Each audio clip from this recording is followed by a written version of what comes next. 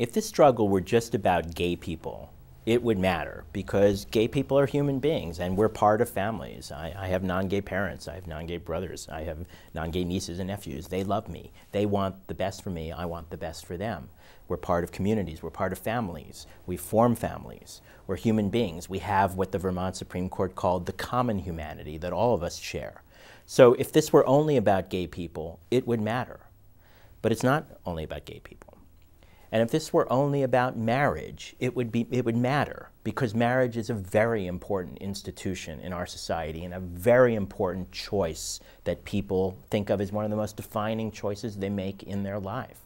Marriage is the language, the vocabulary in which we talk about love and commitment and self-sacrifice and caring for one another. It's the language in which most of us dream of finding a person to build a life with. It's the language in which young people think of their future and the life they hope to have and share with someone precious to them.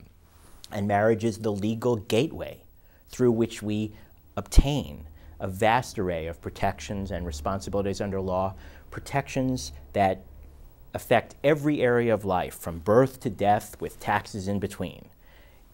To be denied the freedom to marry, to be denied marriage, to be excluded from marriage, is to be denied all these intangible and tangible meanings that are so important to people.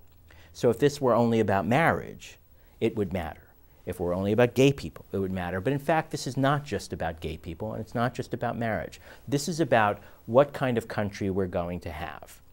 Is this a country where we believe that the people, each one of us, should have the freedom to pursue happiness, to make our own choices, to shape our own destiny, and to make our own mistakes without the government or somebody else dictating through the weapon of the law how we ought to live? Is this a country where we believe that religious freedom is important, and in order to protect religious freedom, we have to separate the state and the church in order that the government not be taking sides on religious questions, but rather that each one of us be free to decide them for ourselves, to worship in our own way, to believe what we want to believe? Do we want the government dictating who's right and who's wrong on religious questions and imposing it on some of us? Is this a country where we believe in the equality of women and men? Do we really want to be communicating that women are somehow incomplete unless they have a man in their life, that two women cannot, through their own conscience and love, make their own choice as to how to build and shape their destiny together? Is that a decision we want individuals to make, or the government? Non-gay people have as large a stake in these defining questions as gay people do, because these are the defining questions of what kind of country, what kind of community, what kind of society we are going to have. And the fact of the matter is that defining questions like this, the separation of church and state, the equality of men and women, the equality of the races, the question as to who makes decisions in life, the government or the individual, these kinds of important, crucial, defining questions have always been fought out, contested over on the battleground of marriage. Throughout history, marriage has been the terrain on which societies have wrestled with these kinds of crucial questions. And we are met once again on that battlefield.